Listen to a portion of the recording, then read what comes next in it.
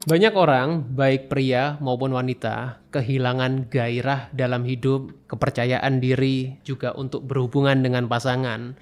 Itu seringkali adalah karena gangguan keseimbangan hormon. Dan ada satu nutrisi yang sebetulnya jarang sekali diperhatikan, dan ini punya dampak yang besar sekali untuk mencapai keseimbangan hormon ini. Apa itu? Akan saya bahas setelah yang satu ini. Halo Sobat Sehat, jumpa lagi bersama dengan saya Dr. Hans di channel kesayangan kita SB30 Health episode Panas.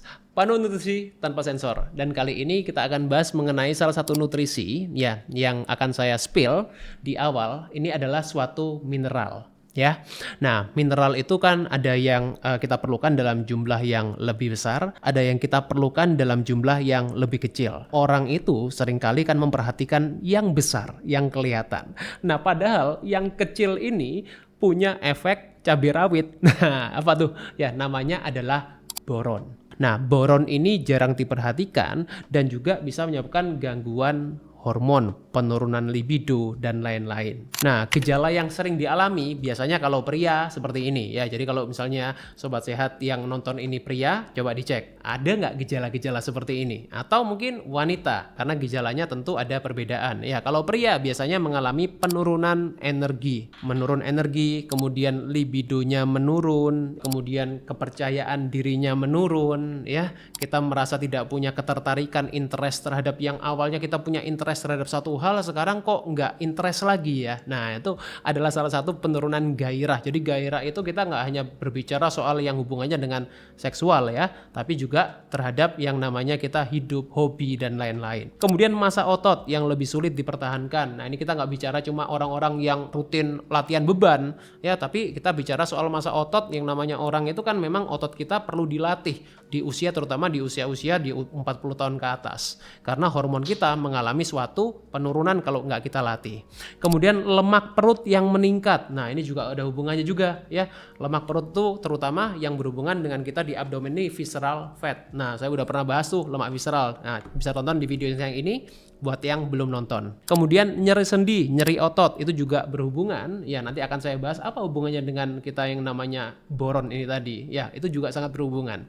Pada wanita itu juga sering mengalami yang namanya adalah nyeri lutut, sendinya kaku, nyeri punggung. Nah, tuh ya, buat wanita-wanita yang sering mengalami ini, meskipun penyebabnya bukan hanya karena kita defisiensi boron, tapi juga bisa mengakibatkan masalah-masalah ini. Nah, kemudian hot flashes, keringat dingin lebih sering, mood swing, kelelahan, ya, itu juga sering dialami.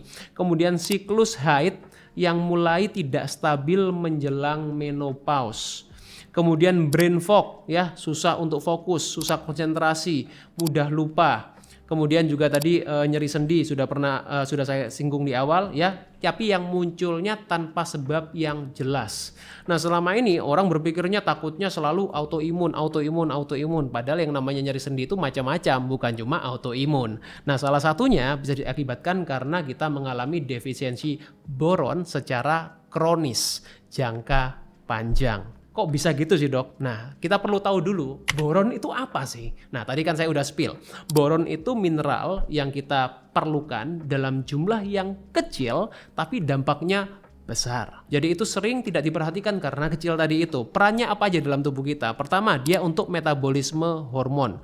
Dan hormon kita itu kan banyak, bukan cuma hormon seks ya. Hormon kita itu banyak dan itu saling berhubungan satu sama lain, saling berkomunikasi. Kemudian kesehatan tulang dan sendi itu juga berperan besar ya si boron tadi. Kemudian untuk fungsi otak dan kognitif ya, dan juga yang terakhir adalah untuk kontrol inflamasi. Nah, jadi banyak orang selama ini kan berpikir inflamasi itu selalu buruk, sebetulnya enggak ya. Yang buruk itu adalah inflamasi kronis, sedangkan inflamasi akut itu masih bisa dikonter oleh tubuh kita dan juga punya efek yang positif sebetulnya. Salah satunya adalah exercise, ya kan? Exercise itu bikin inflamasi, tapi itu kan adalah good inflammation yang diperlukan oleh tubuh kita untuk supaya bisa compensate, supaya kita bisa bertumbuh lebih baik otot kita. Nah, apa yang menyebabkan orang itu kekurangan si boron ini? Ya, nah tentu selama ini kan banyak orang sesimpel berpikir, ya berarti kekurangan asupannya dok. Iya, of course, it's obvious, ya kan? Kalau kita kekurangan asupan, itu yang menyebabkan tubuh kita mengalami yang namanya defisiensi. Nah, tapi sebetulnya ada hal-hal lain juga yang selain itu. Yang pertama adalah karena kualitas tanah dan pertanian modern. Nah, saya kira ini hal yang memang sulit dihindari ya, karena kita hidup berbeda dengan mungkin orang tua kita yang hidup 40 tahun yang lalu, 50 tahun yang lalu, ketika yang namanya kualitas tanah kita masih lebih baik ya, nggak terlalu banyak bahan kimia, pertanian modern yang menggunakan yang sekarang GMO dan lain-lain ya, itu sudah sangat-sangat banyak. Yang jadi problem adalah kita punya itu sekarang kita nggak tahu sumbernya dari mana. Kita beli di pasar ya, kita beli di swalayan, kita beli di marketplace manapun, kita nggak tahu sumbernya dari mana kecuali kita nanam sendiri. Nah, tapi kan jarang ya sekarang yang seperti itu. Kita maunya kan everything simple, everything fast, cepat. Ya toh, ya apalagi yang sering beli makanan di luar, nah lebih sulit untuk kontrolnya. Yang ketiga adalah gangguan penyerapan usus. Nah, ini sering kali udah saya bahas ya di video-video yang sebelumnya. It's not only the matter what we ingest ya, berapa banyak yang kita masukkan, tapi berapa banyak yang bisa kita pakai, berapa banyak yang diserap oleh tubuh kita. Nah, itu juga penting. Kalau ada gangguan penyerapan, kita mau masukin 100 tapi yang keserap cuma 30 kan ya, berarti 70-nya kebuang kan gitu ya. Belum lagi yang kepake berapa gitu ya, karena nggak semua yang kita serap bisa kita pakai. Yang keempat adalah kebutuhan tubuh yang meningkat. Nah, tadi udah sempat saya singgung ya, orang-orang yang exercise, orang-orang yang lansia, ya orang-orang misalnya yang wanita yang sudah menopause tadi, mereka punya kebutuhan tubuh yang meningkat. Nah, kebutuhan ini kalau nggak dikompensasi dengan jumlah yang cukup, ya kan? Nah, jumlahnya yang cukup ini udah berbeda dengan jumlah awalnya tadi. Nah, itu ya yang penting. Dan yang terakhir adalah kondisi kesehatan. Nah, ini karena orang banyak punya masalah peradangan kronis, kemudian orang punya penyakit-penyakit metabolik. Nah, tanpa mereka sadari, terutama ini yang paling-paling menyebabkan mereka kekurangan boron tadi itu. Nah, kenapa sih dok boron itu segitu pentingnya untuk kita punya keseimbangan hormon tadi? Kalau kita mau bicara mengenai hormon seks deh, ya itu yang kita ingin lebih highlight kali ini. Nah, banyak orang kan apalagi sekarang ya, kalau orang mau solusi instan ya carilah kita suplemen untuk pembangkit gairah gitu. Anggaplah kita nggak pakai obat-obatan, takut pakai obat-obatan, sekarang orang larinya ke suplemen. Masalahnya gini, suplemen itu pun tidak menyelesaikan akar masalahnya kalau kita tidak memilih yang tepat. Kalau kita nggak tahu sebetulnya kondisi kita itu kekurangan apa. Karena orang mostly yang dicari adalah langsung goalnya gitu, nggak dilihat tuh kandungannya apa. Pokoknya katanya bisa meningkatkan gairah gitu ya, katanya bisa membangkitkan libido kembali. Nah, padahal sebetulnya yang kita perlu tahu adalah akar masalahnya apa dulu. Pertama ya, kenapa kita perlu perhatikan si boron itu?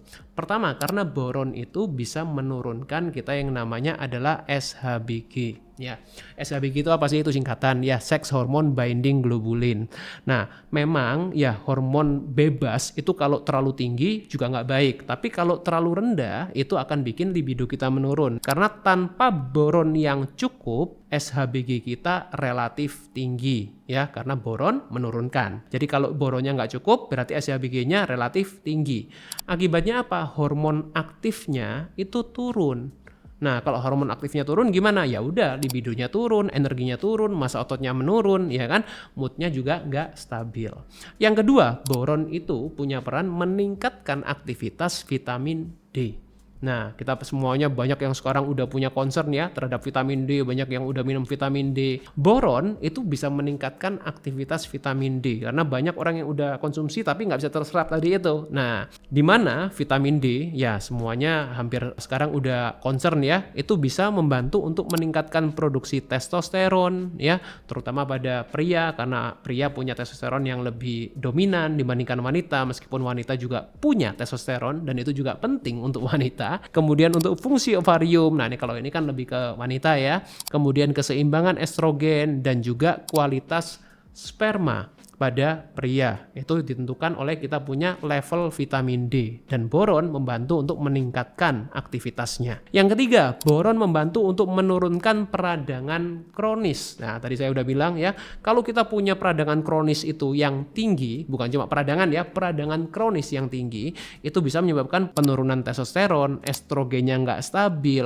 konversi hormon aktifnya terganggu, dan juga mengalami yang namanya resistensi hormon ya. Nah, kalau resisten berarti tubuh kita nggak bisa menerima. Yang keempat, boron mempengaruhi yang namanya adalah metabolisme estrogen. Nah, memang ya yang punya estrogen lebih dominan wanita. Nah, ketika wanita punya ketidakseimbangan ini, metabolismenya jadi hormon seksnya juga terganggu. Kemudian metabolit estrogennya yang inflamatori yang menyebabkan peradangan lebih tinggi dan juga mendukung ini juga keseimbangan antara estrogen dan progesteron, karena estrogen dan progesteron itu selalu jungkat-jungkit gitu. Kalau estrogennya terlalu tinggi, progesteronnya jadi terlalu rendah. Padahal progesteron ini juga punya peran yang sangat besar di kita, yang punya namanya adalah metabolisme hormon kita, ya, terutama untuk wanita. Dan yang terakhir adalah boron, itu mendukung metabolisme magnesium dan kalsium.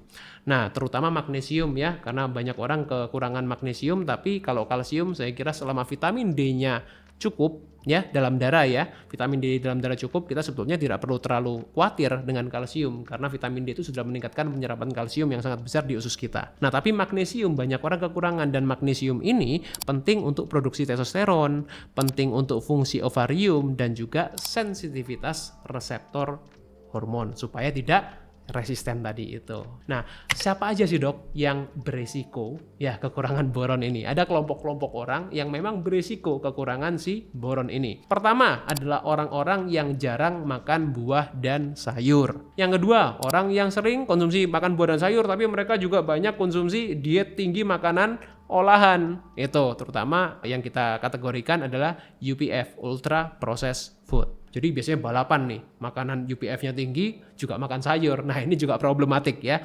Kemudian konsumsi kacang-kacangan yang sangat sedikit. Nah, ini kacang-kacangan yang baik ya, tentunya proses pengolahannya ya, bukan kacang-kacang yang disalut-salut sama tepung itu. Kemudian lansia, ini juga punya risiko yang lebih tinggi. Ya, kemudian wanita yang sudah menopause dan juga diet yang sangat rendah karbohidrat, karena banyak orang sekarang kan banyak juga yang concern dengan wah saya nggak mau konsumsi karbohidrat, katanya karbohidrat jahat. Sebetulnya bukan jahat, cuma kita perlu tahu berapa kuota kita dan apa sumber karbohidrat yang baik ya, kita perlu bijak. Jadi bukan karbohidrat yang dihindari, tapi pemilihan sumbernya kita yang perlu benar.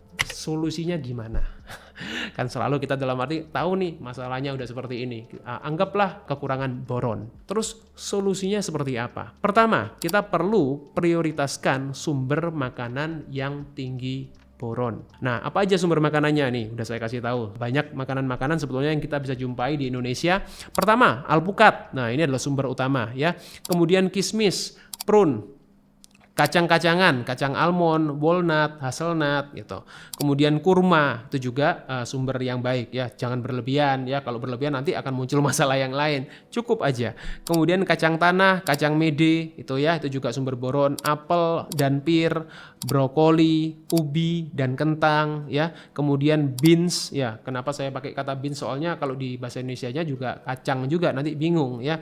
Beans, legum ya, polong-polongan itu juga sumber boron. Sebetulnya kan banyak ya gitu. Makanya sebetulnya kalau untuk orang-orang yang makannya itu kita keberagamannya banyak, sebetulnya hampir jarang kekurangan. Nah, problem yang sesungguhnya bukan cuma soal sumbernya, ingat tadi saya bilang, adalah yang kedua masalah usus. Nah, inilah masalah kebanyakan orang di Indonesia.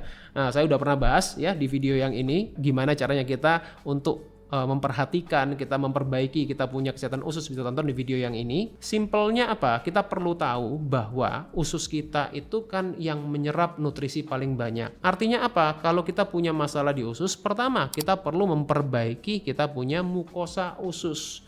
Nah, kalau saya secara naturopati, ya kita bisa perbaiki mukosa usus kita itu dengan yang namanya nutrisi. Tapi bukan cuma sekedar makan sehat, tapi kita perlu nutrisi yang tepat. Kemudian konsumsi kita utamakan serat-serat yang alami. Sekarang banyak minuman-minuman fiber dengan serat-serat yang sebetulnya tidak alami. Nah, ini tidak saya anjurkan meskipun dalam arti serat itu penting, tapi serat yang alami itu berbeda dengan serat-serat yang sintetis. Kemudian makanan fermentasi, again yang alami kita utamakan ya. Cukup protein, nggak perlu terlalu tinggi ya. Jadi makin tinggi bukan berarti makin baik. Protein itu penting tapi bukan berarti kita juga abuse. Kemudian mengurangi iritan usus, yang terutama yang iritan-iritan yang sifatnya kronis ya. Omega 6 yang tinggi, gluten yang berlebihan ya, makanan-makanan yang aditif tadi itu, yang itu tadi ya udah sering saya sampaikan ya. Nah, itu yang menyebabkan iritan di kita punya usus. Yang ketiga adalah kurangi potensi-potensi yang menyebabkan kita kehilangan mineral ini tadi. Nah, boron itu bisa lebih cepat untuk hilang keluar kalau pertama kita mengalami yang namanya dehidrasi kronis. Nah, dehidrasi itu bukan cuma kurang air tapi kurang cairan. Ya, saya udah sering kali sampaikan. Jadi air sama cairan dua hal yang berbeda. Kemudian konsumsi alkohol yang tinggi. Kita punya masalah stres yang kronis. Kita mengalami inflamasi kronis meskipun seringkali orang nggak sadar. Ya, kemudian konsumsi diuretik yang lama. Ini pada orang-orang biasanya yang punya masalah jantung, mereka dikasih obat-obat untuk diuretik. Ya, itu juga bisa menyebabkan kita kehilangan boron meskipun asupannya sudah cukup. Dan yang terakhir, caranya solusinya adalah kita menggunakan suplementasi boron. Meskipun ini yang terakhir ya, saya selalu sampaikan suplementasi itu bisa bermanfaat kalau pola makan kita sudah benar. Ya, kalau pola makan kita belum benar, jangan kita langsung suplementasi. Percuma, ya kan? Kalau kita udah suplementasi, beli mahal-mahal, tapi kalau kita punya peradangan kronis, kita penyerapan kita nggak baik, kan juga sayang gitu ya. Ini boleh dipakai kalau kita punya masalah nyeri sendi yang kronis, gejala menopause-nya berat, kemudian testosteronnya sangat rendah gitu ya kalau udah dicek di lab, kemudian risiko osteoporosisnya tinggi, punya bone mineral density-nya terlalu rendah gitu. Nah, dosis umumnya yang aman itu 1 sampai 3 mg per hari setelah makan konsumsinya. Tapi again ya, ingat ya, dosis itu kita ada yang namanya dosis terapi, di mana itu juga perlu kita tanyakan ke dokter kalau memang punya masalah ini ya. Semoga sampai sini bisa dipahami ya. Jadi kita jangan cuma memperhatikan makanan-makanan yang kelihatannya udah makan sayur, udah makan buah ya. Kita udah makan sehat dengan pengertian sehat masing-masing, tapi ada hal kecil yang ternyata tidak diperhatikan dan menyebabkan dampak yang besar. Semoga bisa dipahami. Stay fit and stay healthy. See you.